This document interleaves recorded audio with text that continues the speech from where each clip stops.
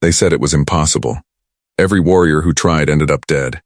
Every general who gave the order never saw his soldiers come back. For over 300 years, the war dragon known as KL had never, not once, allowed a single living creature to touch him. He had burned entire armies. He had melted steel walls like they were made of paper. He had survived weapons that could level mountains.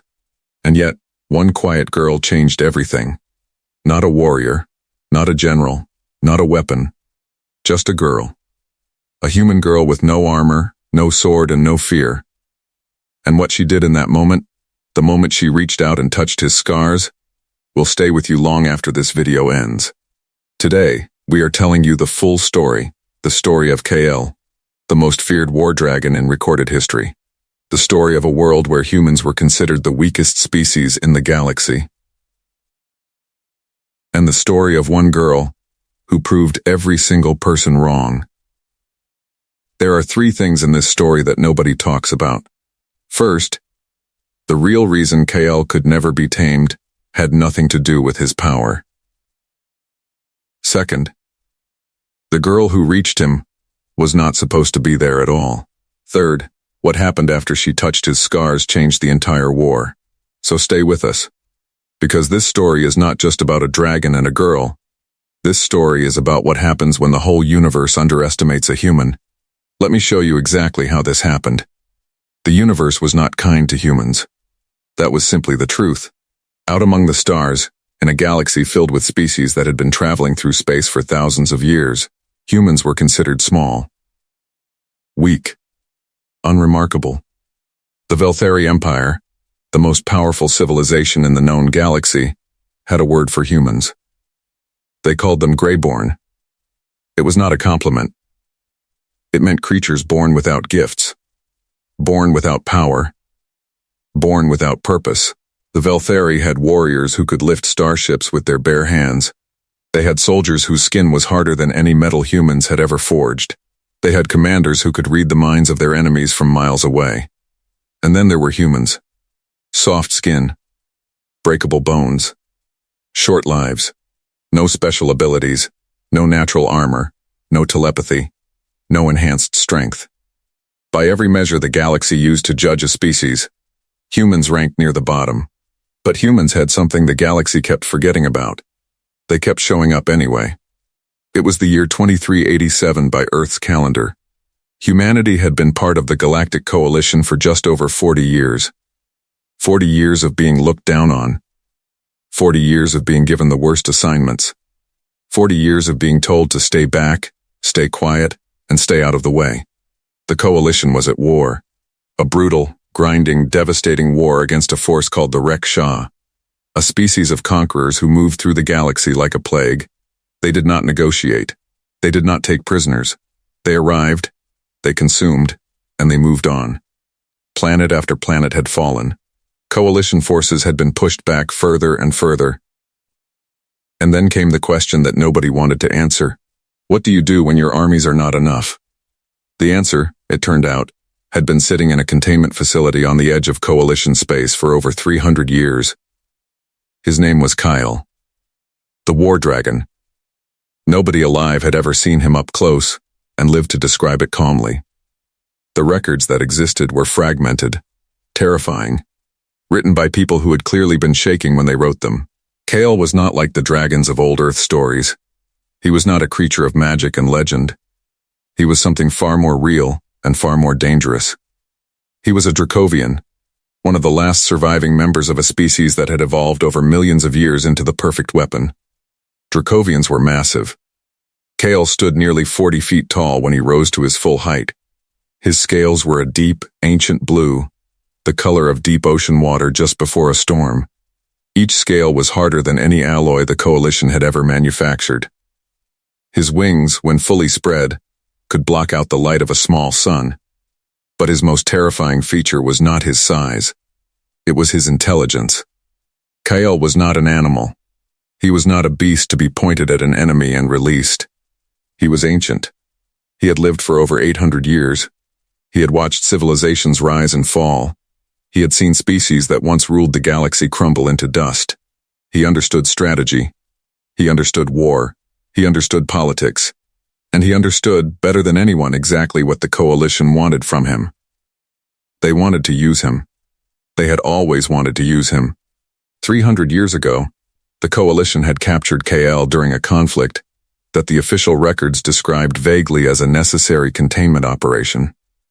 The real story, according to sources deep within coalition archives, was far less clean. KL had been living peacefully in a remote star system when coalition forces arrived. What happened next was disputed. What was not disputed was the result. KL ended up in a containment facility, and he never forgave them for it. For 300 years, the coalition had tried everything. They had sent their best warriors to attempt bonding with him, the ancient Dracovian practice of forming a partnership between dragon and rider. Every single one had failed. Most had not survived the attempt. They had tried chemical sedation. KL burned through it within hours. They had tried neural suppression technology. He destroyed the equipment. They had tried negotiation. He did not speak to them. Not once. Not in 300 years. He simply waited and burned anyone who came too close. The containment facility itself was a marvel of coalition engineering. Reinforced walls made from the strongest materials known to science. Energy barriers that could theoretically contain a small nuclear explosion. Automated defense systems that could respond in milliseconds. KL had destroyed 3 of those facilities over the years. Each time, they built a stronger one. Each time, he waited. The coalition scientists who studied him from a safe distance had a theory. They believed that KL was not simply angry.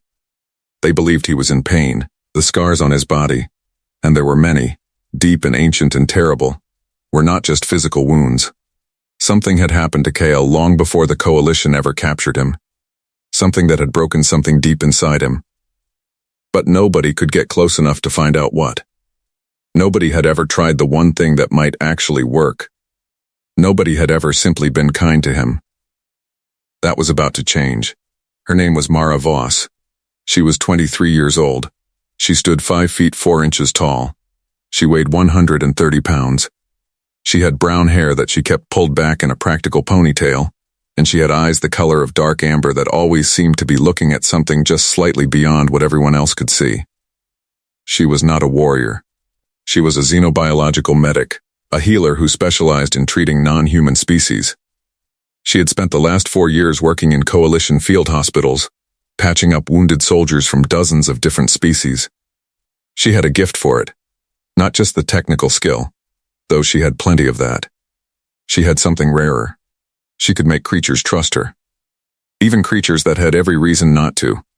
She had once spent 6 hours sitting quietly beside a wounded Karathi soldier, a species known for killing anyone who approached them when injured, until he finally allowed her to treat the wound that would have killed him. She had talked a panicked Velthari war beast down from a rampage using nothing but her voice and her stillness. She had a way of communicating something without words. Something that said, "I am not here to hurt you. I see you. I am not afraid." Mara had heard about Kyle, of course. Everyone in the coalition had heard about Kyle. She had read every available record about him. Not because she was assigned to. Not because anyone asked her to. But because something in those records bothered her deeply. The scars. Every record mentioned the scars. Ancient wounds that had never fully healed. Wounds that predated his capture by the coalition. Wounds that the scientists noted but never investigated, because they could never get close enough. Mara had a theory. It was not a scientific theory. It was not backed by data or research or coalition-approved methodology. It was simply a feeling. She believed that Kale was not a monster. She believed he was a patient. A patient who had been waiting 300 years for someone to actually try to help him. She put in the request to visit the containment facility on a Tuesday morning. She filled out the forms carefully. She listed her credentials. She explained her theory in plain, simple language. She asked for 1 hour.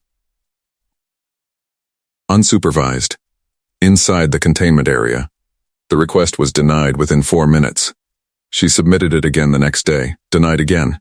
She submitted it 6 more times over the following 2 weeks. Each time, denied.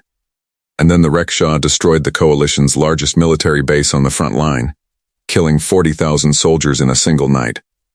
Suddenly, the coalition was desperate enough to consider things they had previously called impossible. A general named Harwick, a Velthari commander with a reputation for doing whatever it took to win, pulled Mara's file. He read her requests. He read her theory. He sat with it for a long time. Then he approved it. Not because he believed she would succeed, but because he had run out of other options. Mara was given her 1 hour. She was told, very clearly, that if Kyle moved toward her aggressively, the automated defense systems would activate immediately. She was told that no human had survived an unsupervised encounter with Kyle in over 2 centuries. She was told that the coalition accepted no responsibility for what happened to her inside that room. She nodded at all of it. She packed a small medical kit, and she walked toward the door of the containment facility with the same quiet, steady calm she brought to every patient she had ever treated. The door opened. The darkness inside was absolute. And somewhere in that darkness, something ancient and enormous and full of pain shifted its weight and turned its burning golden eyes toward the small human woman who had just walked in alone. Mara did not run. She did not reach for a weapon. She simply stood there, let her eyes adjust to the dark, and said the same thing she said to every patient she had ever met for the first time. "Hi. I'm Mara. I'm not here to fight you. I just want to help." The silence that followed was the loudest silence she had ever heard in her life. The air inside the containment facility was different from anything Mara had ever breathed before. It was heavy, dense, charged with something she could not name, like the feeling just before a lightning strike, when the whole world seems to hold its breath and wait. She could not see Kale clearly yet. The facility was enormous, built to contain something the size of a small building, and the lighting was deliberately kept low. The coalition scientists had discovered early on that bright lights agitated him, so the space was lit only by a faint blue emergency glow that ran along the base of the walls, casting everything in cold, pale light. But she could feel him. That was the only word for it. She could feel the weight of his presence the way you feel a storm coming before you can see the clouds. Something massive and ancient and aware was in this room with her, and it was watching her with an attention so complete and so focused that it felt almost physical. She did not move toward him. She had learned long ago that the worst thing you could do with a frightened creature, and she was increasingly certain that frightened was exactly the right word for what Kyle was. Underneath everything else, was to move toward it before it was ready. So she sat down. Right there on the floor, just inside the door, she sat down cross-legged and set her small medical kit beside her and waited. The silence stretched out. 1 minute. 2 minutes. 5. She could hear her own heartbeat. She focused on keeping it slow and steady. She had read somewhere that many non-human species could detect elevated heart rates and interpreted them as aggression or fear. She breathed slowly. In through the nose, out through the mouth. The way she had trained herself to do in the worst moments of the worst field surgeries she had ever performed. At the 8-minute mark, something changed. She heard him move. It was not a small sound. When something that weighed approximately 40 tons shifted its position, the floor vibrated. The air moved. The blue emergency lights flickered slightly as if even the facility's systems registered the shift. He was coming closer. She did not look up immediately. She kept her eyes down, her posture open and non-threatening, her hands visible and still in her lap. She heard the sound of his breathing now. Deep. Slow. Each exhale was warm. She could feel the heat of it from across the room, a gentle wave of warmth that was almost comforting if you did not think too hard about what was producing it. Then she looked up. And for the first time in her life, Mara Voss understood what it meant to be truly small. Kael was magnificent. That was the word that came to her, and she held on to it deliberately, because she knew that the next word her brain wanted to offer was terrifying, and she could not afford that word right now. He was magnificent. His scales were the deep blue she had seen in photographs, but photographs had not captured the way they caught the faint light and seemed to glow from within, like deep ocean water lit by something far below the surface.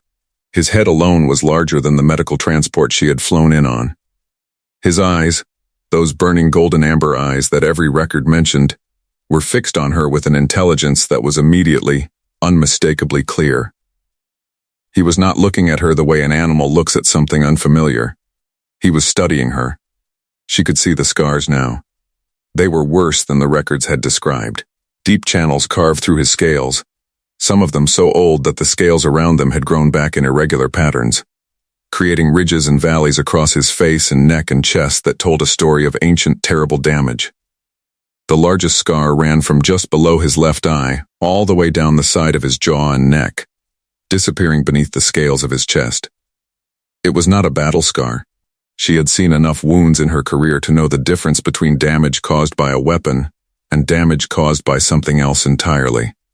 That scar had been caused by something that had been attached to him, something that had been removed, or torn away. She filed that observation carefully in the back of her mind, and kept her face neutral. "You're bigger than I expected," she said quietly. "And I expected big." He did not respond. He simply watched her. "I read everything the coalition has on you," she continued, keeping her voice conversational, unhurried. 300 years of records. You know what I noticed? Nobody in any of those records ever asked you how you were doing. Something shifted in his eyes. It was subtle. A slight change in the quality of his attention. A fractional adjustment in the angle of his enormous head. She had his attention in a different way now. "I'm a medic," she said. "I treat patients. All kinds. I've treated Velthari, Korathi, Shendai, Mirathi. Species that most humans have never even seen up close, and the one thing I've learned, the one thing that's true for every single species I've ever worked with, is that pain looks the same no matter what you look like on the outside." She paused. "You're in pain," she said simply. "You have been for a very long time. And I think that's why nobody has ever been able to reach you. Because they kept trying to tame you. And you can't tame something that isn't wild. You can only help something that's hurting." The silence after those words was different from the silence before them. Kael had not moved. He was still watching her with those burning golden eyes. But something in the quality of the air between them had changed. Something had shifted, very slightly, in a direction she could not quite name but could absolutely feel. She reached slowly into her medical kit. She moved with deliberate, visible slowness, every movement telegraphed, nothing sudden, nothing that could be interpreted as a threat. She removed a small diagnostic scanner, standard coalition medical equipment. She held it up so he could see it clearly. "This just reads biological data," she said. "Temperature, cellular stress markers, pain indicators. It doesn't do anything to you. It just tells me what I'm looking at." She set it on the floor in front of her. "I'm not going to use it unless you're okay with it," she said. "I'm not going to do anything you're not okay with. That's not how I work." Another long silence. And then Kael did something that no record in 300 years of coalition documentation had ever recorded him doing. He lowered his head, not all the way, not submissively, but enough, a slow, deliberate lowering of that massive head, until his eyes were closer to her level. Until the scarred side of his face was turned slightly toward her, as if, and she barely allowed herself to think this because she did not want to read too much into it, as if he was showing her something. Her heart rate spiked. She controlled it. She picked up the scanner slowly. She stood up slowly, and she began to walk toward him. Each step was measured. Each step was calm. She kept her eyes on his, kept her expression open and steady, kept her breathing slow and even. She stopped about 6 feet away from him. This close, the heat radiating from his body was significant. This close, she could see details that no photograph had ever captured. The texture of individual scales. The way the scarred tissue around his wounds had a different quality from the healthy scales around it. The faint luminescence that pulsed very slowly beneath the surface of his chest. Like a heartbeat made visible. She raised the scanner slowly. He watched her. She ran it carefully along the edge of the large scar on his jaw and neck, keeping the device several inches from his scales, not touching. The readings came back immediately, and what she saw made her breath catch in her throat. The scar tissue was not old damage that had healed and stabilized. It was active, still inflamed, still producing pain signals at a level that, in any species she had ever treated, would have been considered acute and severe. He had been in constant, significant pain for, she checked the cellular degradation markers, at minimum, several centuries, every single day, for hundreds of years, in constant pain. And nobody had ever known. Or if they had known, nobody had ever done anything about it. She lowered the scanner. She looked up at him. "I'm so sorry," she said. And she meant it with every part of herself. Something happened in his eyes then. Something she had no clinical term for. Something that she would spend years afterward trying to describe accurately, and never quite managing to. It was like watching a door open that had been locked for 300 years. Just a crack. Just the smallest possible opening. But it was there. She reached out her hand. Slowly. Carefully. Palm up. Fingers open. The universal gesture of offering, not taking. She held it there, steady, 6 inches from the massive scarred jaw of the most dangerous creature in the known galaxy. And she waited. Nobody watching the security feed outside could believe what they were seeing. General Harwick stood in the monitoring room with 12 of his senior officers, and not one of them spoke. They barely breathed. They watched the small human woman standing inside the containment facility, with her hand extended toward Kyle, and they waited for the moment that every piece of their training and experience told them was coming. The moment he killed her. It did not come. What came instead was something that made 2 of the senior officers, hardened Velthari warriors who had fought in dozens of campaigns, take an involuntary step backward from the monitor screen. Kyle moved his head forward. Slowly. Incrementally. With a carefulness that seemed almost impossible for something his size, and he touched his scarred jaw to Mara's open palm.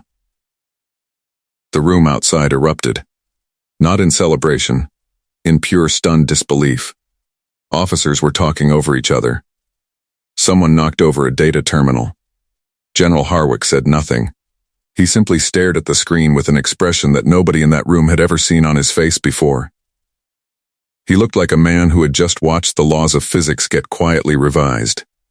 Inside the facility, Mara felt the contact and did not move. The scale against her palm was warm, much warmer than she had expected. Not burning, but deeply, intensely warm, like pressing your hand against sun-warmed stone at the end of a long summer day. The texture was extraordinary. Each individual scale had a slight ridge at its edge, and the scarred tissue between them was smoother, almost soft in comparison. She kept her hand perfectly still. She kept her breathing perfectly steady. And she talked to him.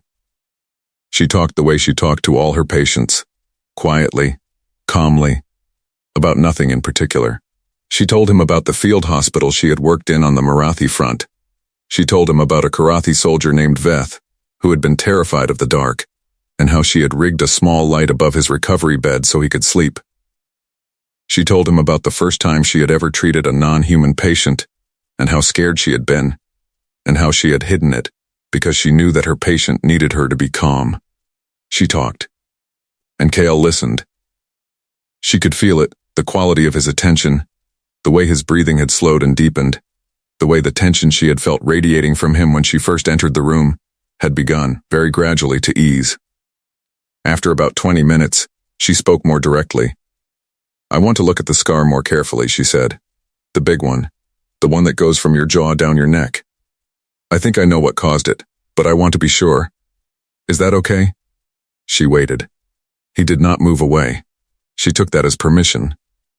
She moved slowly around to his left side, keeping one hand lightly in contact with his jaw as she moved, maintaining the connection, not breaking it. She had learned that with frightened patients, maintaining physical contact during movement was important. It communicated continuity. It said, "I am still here. I am still the same person. Nothing has changed." She examined the scar carefully. Up close, her earlier assessment was confirmed and expanded. This was not a weapon wound. The pattern of the damage, the way it had torn rather than cut, the specific distribution of the scarring. She had seen this pattern before, in a very different context. She had seen it on patients who had had neural bonding implants forcibly removed. Neural bonding technology was ancient, predating the coalition by thousands of years. It was used by several species to create deep, permanent connections between individuals. In its natural form, it was voluntary, sacred even, to the species that practiced it. In its weaponized form, it had been used as a method of control. You implanted the device. You created the bond. And then you held the other end of that bond like a leash. Someone had done that to KL. Someone had implanted a neural bonding device in him. Against his will, she was now certain. And then at some point, it had been removed. Not carefully. Not surgically. Torn out. Ripped away. Taking with it not just the physical tissue, but the neural pathways that had been built around it. The pain she was reading on her scanner was not just physical. It was the pain of a connection that had been violently severed and had never healed. It was the pain of loss. She stood very still for a moment, processing this. Then she understood something else. The reason Kael had never bonded with any of the warriors the coalition had sent to him was not because he was incapable of bonding. It was because he was terrified of it. He had bonded before. He had trusted before, and that trust had been used to enslave him. And when the bond was broken, it had nearly destroyed him. Every warrior who had approached him with the intention of forming a bond had been approaching the one thing he feared most in the universe. Not death. Not pain. Not captivity. Connection. She turned back to face him. He was watching her with those golden eyes, and she realized that he had been watching her examine the scar, and she wondered, with a sudden sharp certainty, whether he knew that she had figured it out. "Someone hurt you," she said quietly. "A long time ago. Someone you trusted. They used the bond against you. And when it ended, it didn't heal right." His breathing changed. A long, slow exhale that was almost a sound. Not quite a vocalization, but something on the edge of one. "I'm not going to do that," she said. "I'm not here to bond with you. I'm not here to use you. I'm here because you've been in pain for 300 years and nobody has done anything about it, and that is not okay." She held his gaze. "I can help with the physical pain," she said. "I have treatments that can address the nerve damage in the scar tissue. It won't fix everything, but it will help. And I want to be very clear. I will only do it if you want me to. You are in charge of what happens to your own body. Not the coalition. Not General Harwick. You." The silence that followed was long. And then Kael spoke. Not in any language Mara knew. Not in any language the coalition's translation systems recognized. Because the translation systems had never had enough data to work with. He had never spoken to anyone before. But the sound he made was unmistakable in its meaning. It was a low, resonant sound that she felt more than heard. A vibration that moved through the floor and up through her feet and into her chest. It was a yes. Word spread through the coalition military command faster than any official communication could travel. The war dragon had spoken. Not to a general. Not to a warrior. Not to a scientist, or a diplomat, or a weapons specialist. To a human medic who had walked in with a small medical kit and sat down on the floor. General Harwick requested a full briefing from Mara within the hour. She gave it to him clearly and without embellishment. She explained what she had found. She explained what she believed had happened to Kyle. She explained what she thought could be done about it.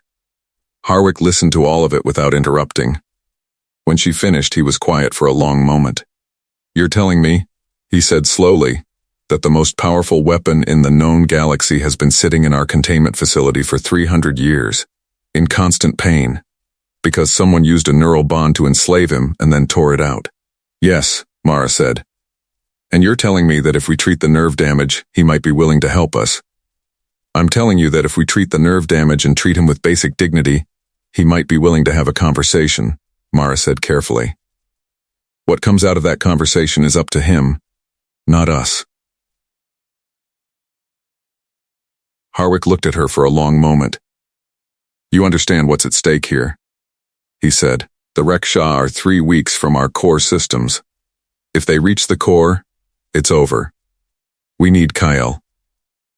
I understand, Mara said. And I'm telling you that the only way you get Kyle is by giving him a reason to want to help. You cannot force him. You cannot trick him. You cannot manipulate him. He is 800 years old and he has seen every version of that approach. And it has never worked. And it never will. Another long silence. What do you need? Harwick asked. She gave him a list.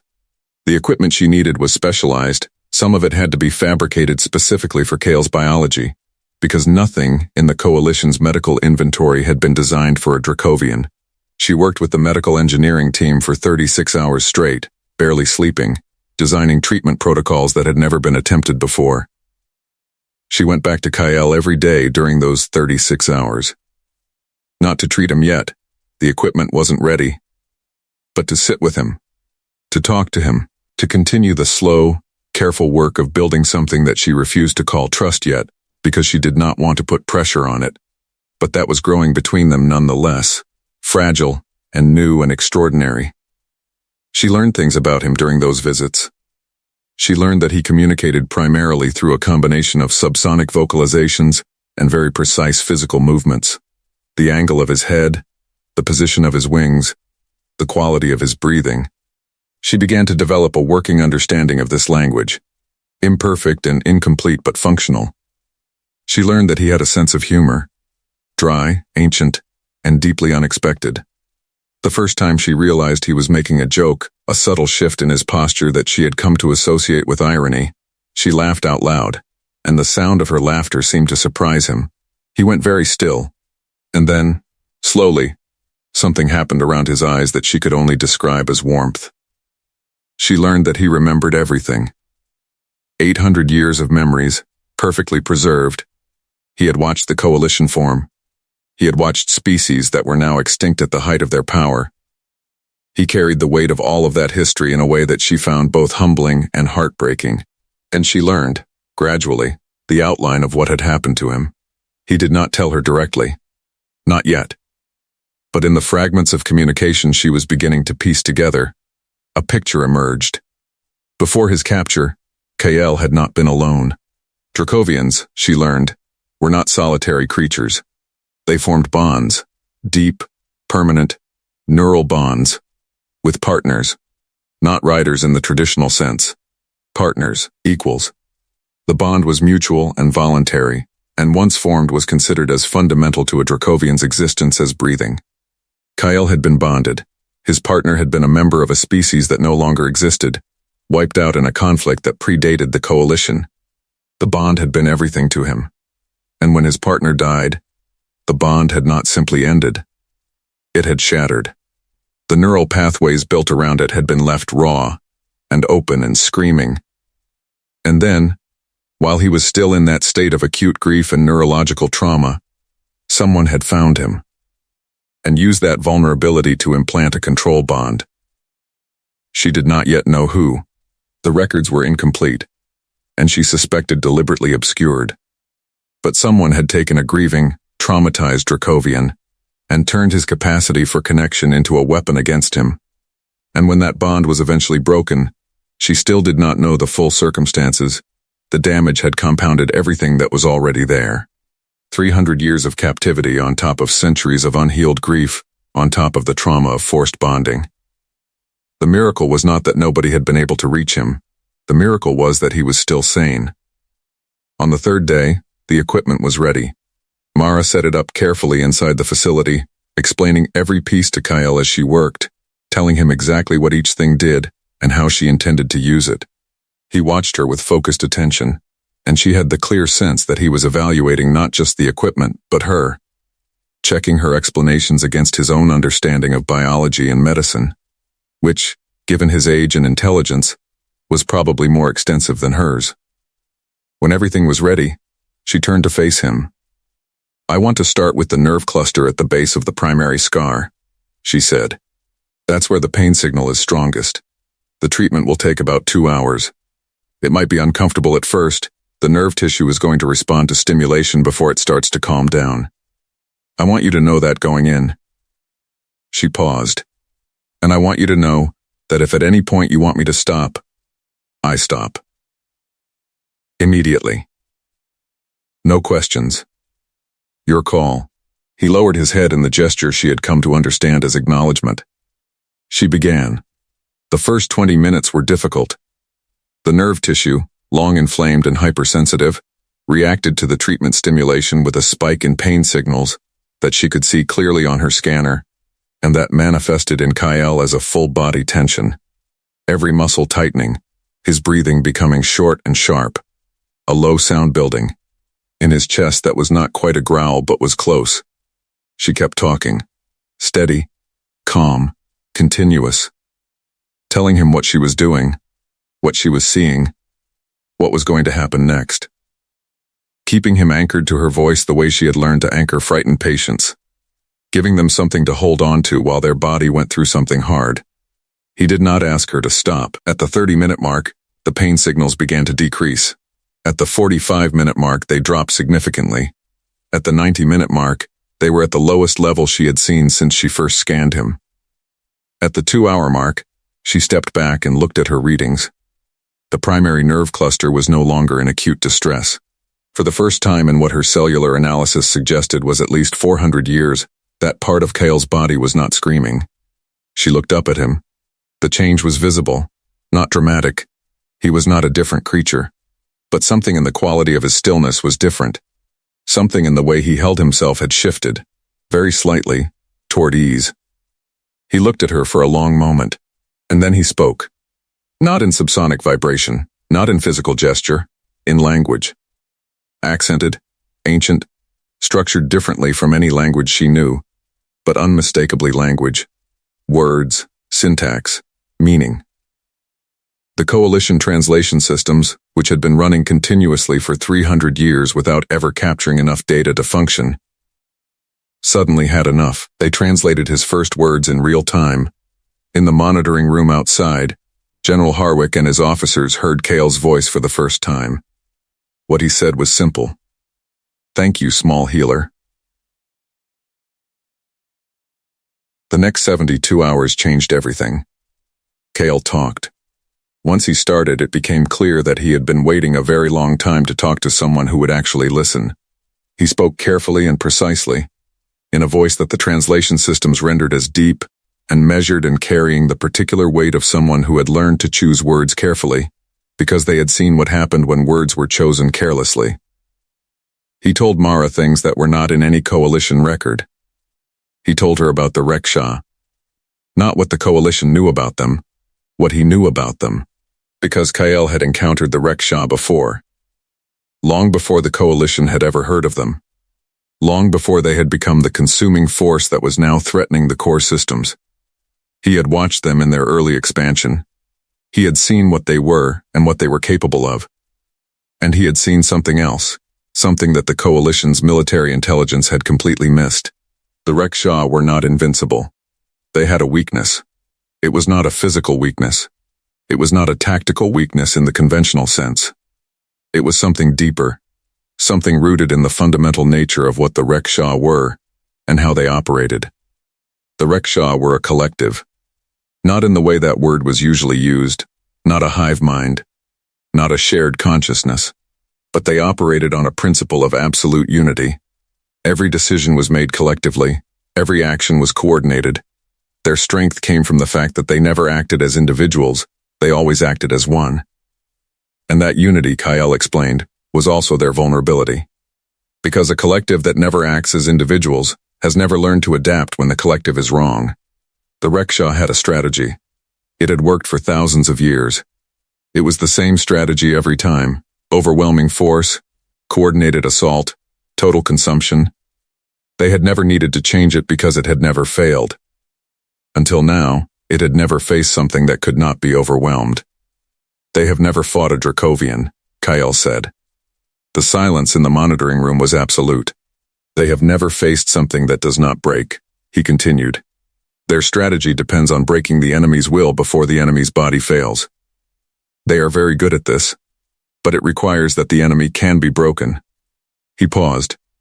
I cannot be broken, he said simply. I have already survived everything that can be survived. There is nothing they can threaten me with that I have not already lost. Mara listened to this and felt the weight of it, the terrible, hard-won freedom of someone who had already been through the worst. But I will not fight for the coalition, Kyle said. I will not be a weapon. I will not be pointed at an enemy and released. That is not what I am. General Harwick, listening from the monitoring room, started to speak. Mara held up a hand, a gesture she had established with the monitoring team as a signal to stay quiet, and he stopped. What will you do? She asked Kale. I will fight alongside, he said. There is a difference. A weapon has no choice. A partner chooses. What would you need? She asked. To choose to do this? He was quiet for a moment.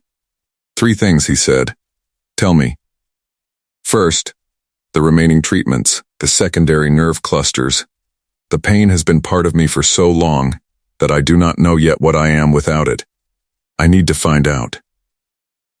Done, Mara said immediately. Second, the full records of my capture. Everything the coalition has. I want to know the complete truth of what was done to me and by whom. Mara hesitated. That was not her decision to make. She looked toward the monitoring room camera. After a pause, General Harwick's voice came through the facility's communication system. Agreed, he said. His voice was rough. Full disclosure. Everything. Third, Kyle said. He looked at Mara directly. You, he said. Not as a controller, not as a handler, as what you already are. My healer. He paused, searching for the right word in a language that was not his own. My person. The one who speaks for me when I need someone to speak for me. The one I speak to when I need to be heard. The monitoring room was completely silent. Mara felt something shift in her chest, something large and significant and not entirely comfortable. Because she understood what he was asking, and she understood the weight of it. He was not asking for a bond, not the neural kind, not the kind that had been used against him. He was asking for something older and simpler, and in some ways more profound. He was asking for a friend. Yes, she said. She said it without hesitation. And in the monitoring room, General Harwick exhaled for what felt like the first time in 3 days. The preparations for what the coalition would later call Operation Threshold began immediately. Mara completed the remaining treatments over the following week. Each session was different from the last. As the pain decreased, Kyle became more present, more communicative, more himself in ways that were difficult to quantify, but impossible to miss. He was sharper, more engaged. Sometimes, in the quieter moments between treatment sessions, almost playful. He asked her questions about humans, genuine, curious questions, not the clinical observations of a scientist, but the questions of someone who was genuinely trying to understand a species they had previously had no reason to pay attention to. He was particularly interested in human stubbornness. Your species has no physical advantages, he observed one afternoon. By every biological measure, you should not have survived long enough to reach space.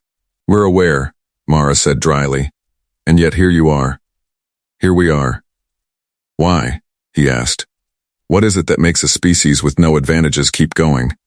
She thought about it for a moment. We don't know when to quit, she said. We're not smart enough to know when something is impossible, so we just keep trying until it isn't. He was quiet for a moment. That, he said, is either the most foolish thing I have ever heard, or the most admirable. Probably both, she said. Something happened around his eyes that she had come to recognize. He was smiling. The Rickshaw Armada arrived at the edge of Coalition core space on a Tuesday. It was, by any measure, the largest military force ever assembled in recorded galactic history. Thousands of ships. Hundreds of thousands of soldiers. A consuming wave of coordinated destruction that had never, in its entire history of expansion, been stopped. The coalition fleet that met them was a fraction of the size. Every commander in that fleet knew the numbers. Every soldier knew what the numbers meant. They had been told to hold the line as long as possible, to buy time for civilian evacuation of the core worlds. Nobody had told them they were going to win. because nobody believed they were going to win.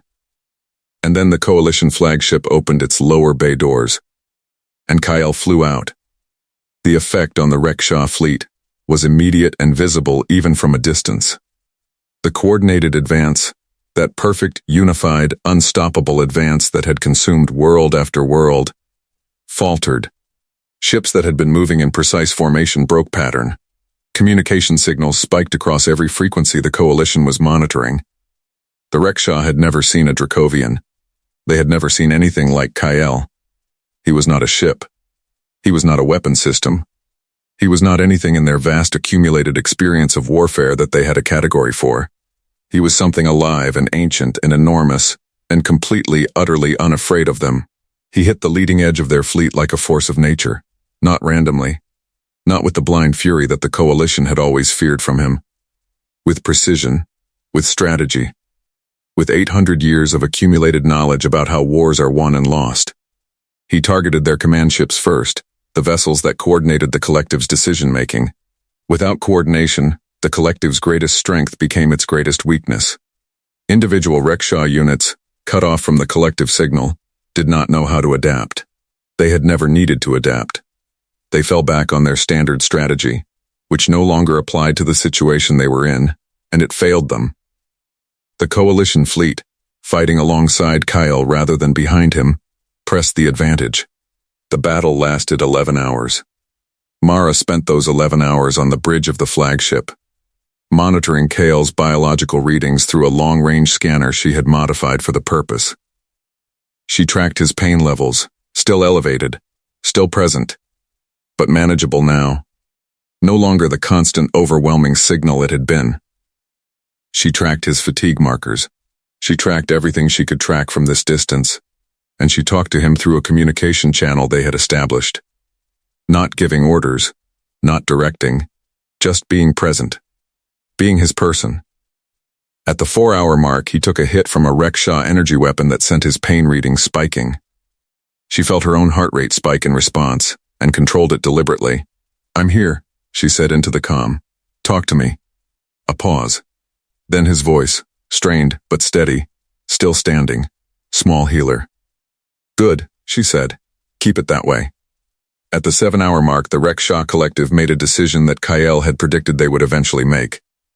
They attempted to retreat and regroup, to fall back, reassemble, and return with a revised strategy. Kyle did not let them.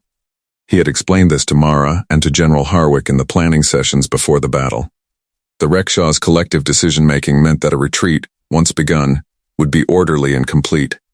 If they were allowed to retreat, they would return, and next time, they would have adapted. The only way to end this was to end it here. He pursued the retreating fleet with a relentlessness that the coalition commanders watching from their ships found almost difficult to witness, not because it was brutal, but because it was so clearly purposeful. He was not angry. He was not vengeful. He was simply doing what needed to be done, with the calm efficiency of someone who had made peace with the necessity of it. At the 11-hour mark, the last Rickshaw command ship went dark. The battle was over. The coalition had won, not because of their fleet, not because of their weapons or their strategy or their numbers, because a human girl had sat down on the floor of a containment facility and asked a dragon how he was doing. When Kale returned to the flagship, Mara was waiting at the bay doors. He landed with a controlled precision that still managed to shake the entire ship, folded his wings, and lowered his head to her level. She walked up to him without hesitation and placed her hand on his jaw, the scarred jaw, the one she had touched first, the one that had started all of this. "How are you?" she asked. He was quiet for a moment. "Better," he said. "For the first time in a very long time. Better." She nodded. "Good," she said. "Because I have 3 more treatment sessions scheduled and I am not letting you skip them just because you saved the galaxy." Something happened around his eyes. "No," he agreed. "I would not dare." The coalition held a ceremony 3 days later. Awards were given. Speeches were made. General Harwick said things about courage and sacrifice, and the strength of the coalition that were true enough but missed, Mara felt, the actual point of what had happened. She did not say this at the ceremony. She said it later. In the facility, which was no longer a containment facility, a fact that had been officially changed in the Coalition records at Kale's request and Mara's insistence, sitting on the floor in her usual spot while Kale rested nearby. "They're going to write about this as a military victory," she said. "Yes," Kale agreed. "They're going to miss the part that actually mattered." "They usually do," he said. "That is the nature of official histories. They record what happened. They rarely record why." "What do you think actually happened?" she asked. "The real version." He was quiet for a long moment. "A human decided that I was worth helping," he said. "Not using, not taming, helping. And that decision, that one small decision made by one small person, changed the outcome of a war." He paused. "Your species is remarkable," he said. "Not for your strength, not for your technology, for your capacity to see something that is suffering and decide, without any strategic calculation, that it matters." Mara was quiet for a moment. "We're not always like that," she said honestly. "No," he agreed. "But when you are, when you choose to be, there is nothing in the galaxy quite like it." She leaned back against the wall and looked up at the ceiling of the facility that was no longer a prison, that was now simply a place where a dragon and a human medic had their conversations. "What happens now?" she asked. "Now," Kale said, "we figure out what comes next. Together." She smiled. "Together," she agreed. Outside, the galaxy continued its complicated, messy, beautiful existence. Other threats would come. Other crises would emerge. The work of building something better, something more just, more honest, more worthy of the species that inhabited it, was never finished. But in this room, in this moment, something had been healed that had been broken for 400 years. And that, Mara thought, was enough.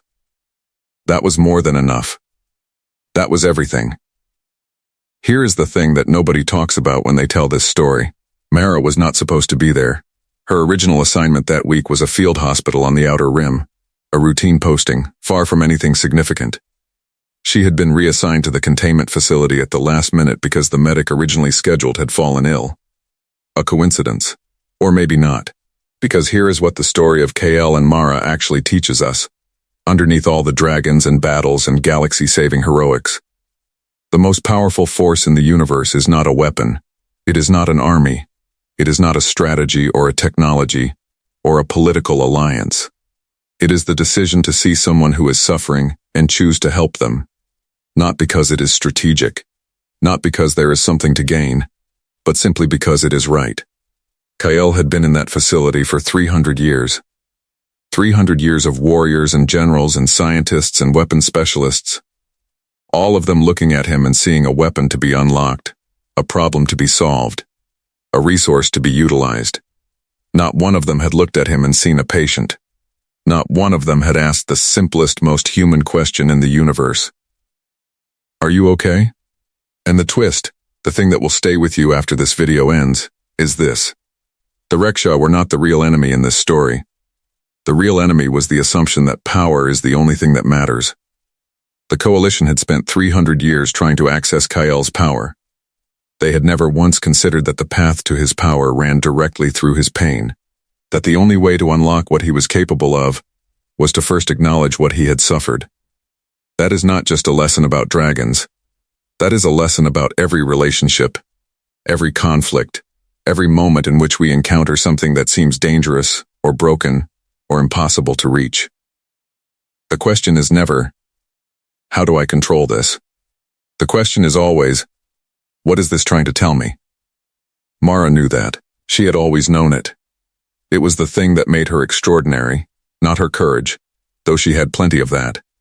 Not her skill, though she had that too. But her fundamental, unshakable belief that every creature that was suffering deserved to have that suffering acknowledged. That belief saved the galaxy. Think about that. One person's decision to treat a suffering creature with basic dignity changed the outcome of a war that would have ended civilization as the Coalition knew it. That is the story. That is the real story. Not the battle. Not the victory. Not the military triumph that the Coalition's official histories would record and celebrate. The real story is a girl sitting down on a floor and saying, "I see you. I'm not afraid of you. I just want to help." If this opened your eyes to what real strength looks like, stay with us. Because the next story we're telling is going to take everything you just felt and push it even further. So let's bring it all together. 3 things from this story that you need to carry with you. First, the most powerful thing in any world is not strength. It is the willingness to see pain that everyone else has decided to ignore. Second, the creatures and people that seem most dangerous are often the ones who have been hurt the most. The wall is not the truth. The wound behind the wall is the truth. Third, humans, in this story and in real life, have one superpower that no other force can match. We keep showing up. We keep trying. We keep choosing connection over fear, even when every logical calculation says to walk away. That is what Hefi means. Humanity, in all its stubborn, soft, remarkable glory. If this story moved you, if you felt something watching Mara walk into that darkness with nothing but a medical kit, and the belief that something worth saving was waiting inside, then hit that subscribe button right now. Because we tell stories like this every single week. Stories about humans who refuse to accept the limits that the universe tries to place on them. Stories that will make you feel something real. Leave a comment below with this: "She reached for his scars." Just those 4 words. Let's see how many of us felt this story the same way. And if you want to go deeper, if you want more Hefi stories that hit this hard, that make you think and feel and remember why humans are extraordinary, click the video on your screen right now. The next story is waiting for you, and I promise you, it is worth it. One question before you go. If you were Mara, if you were standing outside that door, knowing what was inside, knowing the risk, would you have walked in? Tell us in the comments. We read every single one. See you in the next story.